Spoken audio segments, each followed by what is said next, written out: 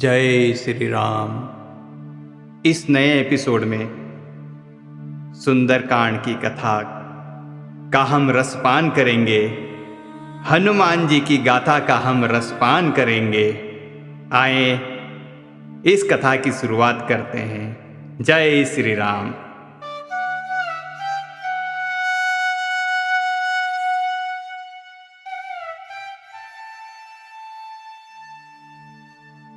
सामने हनुमान जी को एक गुफा दिखती है। हनुमान जी बोलते हैं रुकिए। सब लोग गुफा में जाते हैं। वहाँ स्वयं प्रभा नाम की एक देवी रहती है। सब हाथ जोड़ते हैं, उनको प्रणाम करते हैं, सारी चीज़ें बताते हैं, अपने आने का कारण बताते हैं हमें कुछ भी नहीं मिल रहा है। तो स्वयं प्रभा देवी बोलती है कि आप आंख बंद कीजिए, आप जल्दी ही सीता जी के पास पहुंच जाएंगे। इतना कहकर स्वयं प्रभा भगवान के धाम को चली जाती है। जब आंखें खोलते हैं, जामवंत, नल, नील, हनुमान जी, अंगद, तो देखते हैं कि पहाड़ सामने की तरफ बहुत बड़ा समुद्र है, बहुत बड़ा समुद्र है। अंगद जी फिर निराश हो जाते हैं। इधर तो समुद्र है, कुछ भी नहीं है, अब कैसे होगा सब। हनुमान जी कुछ भी नहीं बोलते, बैठे बैठे जय श्री राम करके अपनी धुन में लगे रहते हैं। वहीं पर एक संपाति नाम का गिद्ध, जो बहुत दिनों से भूखे थे, बहुत वृद्ध हो चुके थे, उन्होंने देखा कि आज तो बहुत सारा खाना मेरे लिए आया है। वो जब ये बोलते हैं कि बहुत सारा खाना मेरे लिए आया है, तो अंगद जी के कानों में आवाज़ जाती है। अंगद जी बोलते हैं एक जटायु थे जो राम जी के काम के कारण जिन्होंने अपने प्राण त्याग दिए, और एक देखो ये गिद्ध हैं जो हम राम जी का काम करने जा रहे हैं और ये हमें खाने की बात कर रहे हैं। वो निराश भाव से ये बोलते हैं। संपाति उनकी बात सुनते हैं। संपाति बोलते हैं अरे सुनो सुनो सुनो, इधर आओ, मैं आपको कोई क्षति नहीं पहुंचाऊंगा। संपाति जी उन्हें अपने पास बुलाते हैं। वो पूछते हैं कि जटायु का नाम लिया आपने, जटायु के साथ क्या हुआ। सारी कथा जामवंत जी ने जटायु की सारी कथा संपाति जी को सुनाई। उनका हृदय भर आया। संपाति जी की आंखों से आंसुओं की धारा बहने लगी। वो बोलते हैं हे भाइयों, जटायु मेरा भाई था, जटायु मेरा भाई था। जब हम लड़कपन में थे, हम दोनों में होड़ लगी। हम सूर्य के पास पहुंचने वाले थे। जब हम सूर्य के पास पहुंचने के लिए हम निकले, मैं बहुत ऊपर जा रहा था, जटायु भी हमारे साथ था। जब हम में गर्मी हमारे शरीर में प्रवेश करने लगी, जटायु ने मुझे बोला कि चलो भैया हम नीचे चलते हैं वापस। लेकिन मैं अपने घमंड में था, मैं अपनी ताकत में था, मैं अपने बल में मेरा अभिमान था, और मैं आगे बढ़ते गया, और मेरे आगे चल के पंख जल गए। मैं जब से पंखविहीन था, उसी वक्त एक ऋषि मुझे मिले, और ऋषि ने मुझे बोला कि त्रेता युग में राम जी के काज के लिए कुछ लोग यहाँ पर आएंगे। जब उनका आप काम कर दोगे तो आपके नए पंख आ जाएंगे। जब से मैं आप लोगों का इंतज़ार कर रहा हूँ। यहाँ पर एक बात सीखने की आती है, हमारे पास बहुत सारी दौलत आ जाए, बहुत बड़ा पद आ जाए, हम चाहे कितने भी बड़े पद पे पहुँच जाएं, लेकिन हमें कभी अभिमान नहीं करना चाहिए। अगर हमने अभिमान किया, अगर हम किसी चीज़ का घमंड किया, तो हमें आगे चल के पछताना ही पड़ेगा। जब संपाति जी ने पूरी कथा सुनाई, जामवंत जी ने बोला कि चलिए आप हमारा काम कर दीजिए। तब संपाति जी ने बोला कि मैं यहाँ से देख सकता हूँ या 100 योजन के दूर अशोक वाटिका में रावण की नगरी में सीता मैया बैठी हुई है। तो जामवान जी बड़े खुश होते हैं, बोले बताओ बताओ आप मेरी कैसे मदद करोगे आगे चल के। बोले इससे ज़्यादा मैं आपकी कोई मदद नहीं कर सकता क्योंकि मैं बूढ़ा हो चुका हूँ, लेकिन ये बता सकता हूँ कि वहाँ कौन तक जाएगा।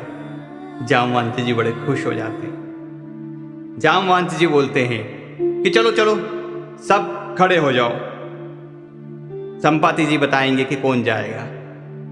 संपाति जी बोलते हैं मैं देख के कुछ भी नहीं बता पाऊंगा, लेकिन इस समुद्र को जो एक फल्लांग में लांग देगा वही यहाँ का पता लगा देगा।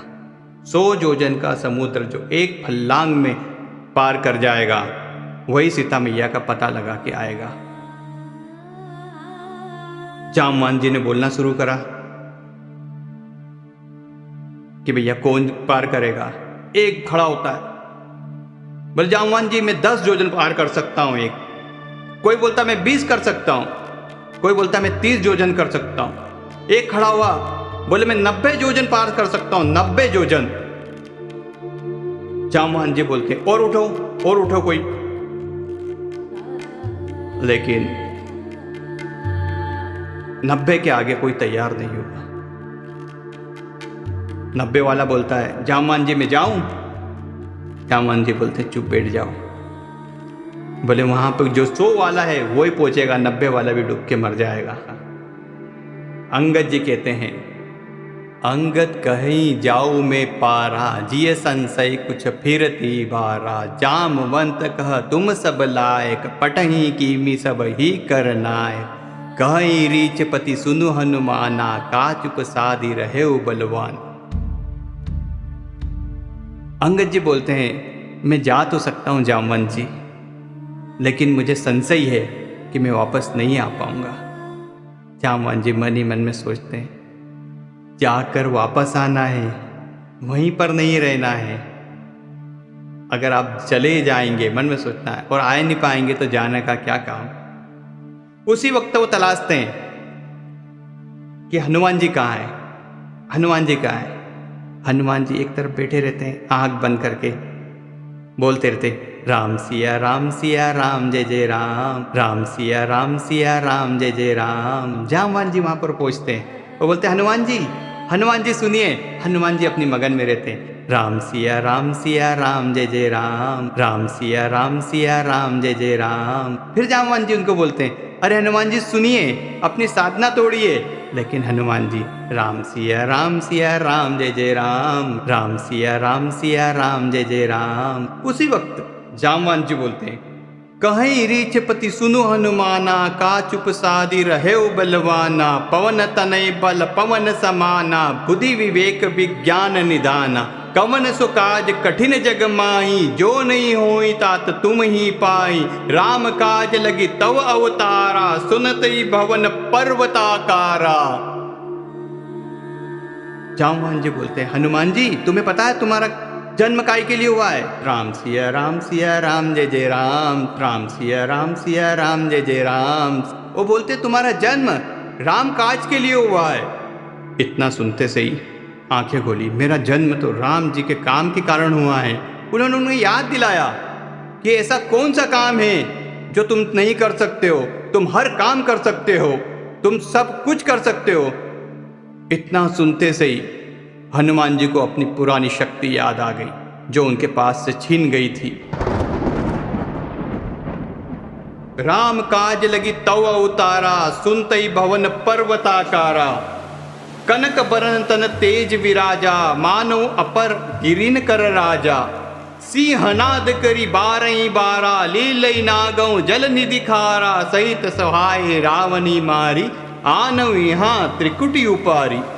इतना सुनते से राम जी की बात सुनते से कि आपका अवतार राम जी के काम करने के कारण हुआ है, राम जी का काम पूर्ण करने के कारण हुआ है, और ऐसा कौन सा काम है जो आप नहीं करते सकते हो। यह सुनते से ही हनुमान जी पर्वत के समान बहुत बड़े हो गए और बोलने लगे जोर से मैं जाऊंगा मैं पूरा समुद्र पार करके यहाँ से फौरन पहुंच जाऊंगा, वहां पर रावण को मारूंगा, सीता मैया को लेके आ जाऊंगा, रावण की लंका को तहस नहस कर दूंगा। इतने गुस्से में आ गए हनुमान जी। जामवंत जी बोले नहीं, सुनो सुनो सुनो। जैसे बड़ा व्यक्ति रहता है, जब कोई बच्चा गुस्से में आता है तो बड़ा व्यक्ति, हर सेना के अंदर, हर परिवार के अंदर एक बड़ा व्यक्ति होता है जिसकी सारी बातें सुनी जाती है। जामवंत जी ने बोला कि सुनो सुनो, पहले छोटे बनो, छोटे बनो, छोटे बनो। जैसे हम बोलते हैं गुस्सा शांत करो, गुस्सा शांत करो, इसी से कहा जाता है कि बड़ों की बात सुनना चाहिए, जोश में आकर कुछ भी नहीं करना चाहिए। जामवंत जी ने बोला, जामवंत जी ने हनुमान जी को बोला कि बस तुम्हें इतना काम करना है, वहाँ जाना है, जाकर सीता मैया का पता लगाना है और वापस वहाँ से आना है। तो हनुमान जी ने कहा मैं वहाँ जाऊँगा और कुछ करूँगा नहीं, रावण को मारूंगा नहीं, उनके लोगों को घसीटूंगा नहीं। जामवंत जी ने बोला ये काम हमारा नहीं, ये काम श्री राम जी का है, वही सारा काम करेंगे। आपको तो जाना है और सीधे वहाँ से जाकर सीता मैया का पता लगाना है, सीता मैया से बातचीत करनी है, उनकी कुशलता लेनी है, राम जी की कुशलता उन्हें बतानी है और आपको वापस आना है, आपको राम जी का ये काम करना है। उन्होंने बोला ठीक है मैं जाऊंगा, पर उन्होंने ये बोला कि जब तक मैं नहीं आऊं आप लोग यहाँ से जाना मत। यह कहने का बहुत बड़ा तात्पर्य है। जब हम बड़ी सेना में होते हैं, या हम किसी क्लास में होते हैं, या हम किसी कंपनी में काम कर रहे होते हैं, या हम किसी परिवार के सदस्य होते हैं, जब हमें कोई बड़ा कार्य सौंपा जाता है तो हम चाहते हैं कि हम आके बताएं कि ये काम मैंने किया है, ताकि हम शाबाशी लें, हम अपनी पीठ थपथपाएं। हर जगह यह होता है श्रेय लेने की होड़। हर कोई व्यक्ति श्रेय लेना चाहता है, भले से वो घर के अंदर का सदस्य हो, या क्लास में बैठा हुआ बच्चा हो, या कॉलेज का स्टूडेंट हो, या किसी बड़ी कंपनी में काम कर रहा हो, या छोटी कंपनी में काम कर रहा हो। अगर किसी को व्यक्ति को काम दिया तो वो सोचता है कि मैं अपने ऊपर वाले बॉस को बताऊंगा कि मैंने ये काम किया है, इसमें मेरी टीम का कोई योगदान नहीं है। लेकिन जब हनुमान जी ने बोला आप मत जाइएगा, क्योंकि आप अगर चले गए और बाद में मैं आया सीता का पता लगाने, तो वो ये कहा जाएगा कि हनुमान ने पता लगाया है। लेकिन जब हम सब साथ में जाएंगे तो ये लगेगा कि सब ने मिलकर सीता जी का पता लगाया। मैं चाहता हूँ कि मेरी टीम जो मेरे साथ गई है उन सब का नाम हो कि सब ने मिलकर सीता मैया का पता लगाया। ऐसे हैं हनुमान जी हमारे, जिनको जरा सा भी अभिमान नहीं रहता है। उनकी ही शरण में हम जाएं ताकि हमें भी किसी चीज़ का अभिमान न हो। जब हम में अभिमान नहीं रहेगा तो हम हमारे सारे काम हल कर लेंगे। जब हम में अभिमान रहेगा हम एक काम कर पाएंगे, दो काम कर पाएंगे। लेकिन पहले अभिमान के अंदर हमारा अभिमान बढ़ते जाएगा और हम एक दिन हमारा इतना अभिमान हो जाएगा कि हम किसी की नहीं सुनेंगे। वहीं से हमारा पतन का कारण बनेगा और हम गर्दिश में चले जाएंगे। लेकिन हम पहली बार ही हम अपना श्रेय सबको देंगे तो हमारी आदत बन जाएगी। जैसे हम दो भाई गए और किसी ने काम कर दिया तो हम ये बोले कि हम दोनों ने मिलके किया। या हम किसी कंपनी में हैं, हमें हमेशा यही शिकायत रहती है कि सारा श्रेय वो लेके चला जाता है, काम हम करते हैं। लेकिन जो जबरन के श्रेय लेके जाता है उसे कभी न कभी पछताना पड़ता है और सच्चे की जीत हमेशा होती है। इसलिए सच्चे की राह पे चलना है, हनुमान जी की राह पे चलना है।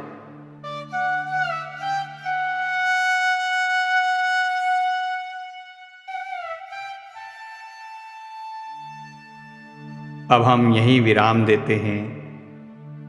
अगले एपिसोड में हम फिर सुंदरकांड की कथा के साथ जुड़ेंगे। जय श्री राम।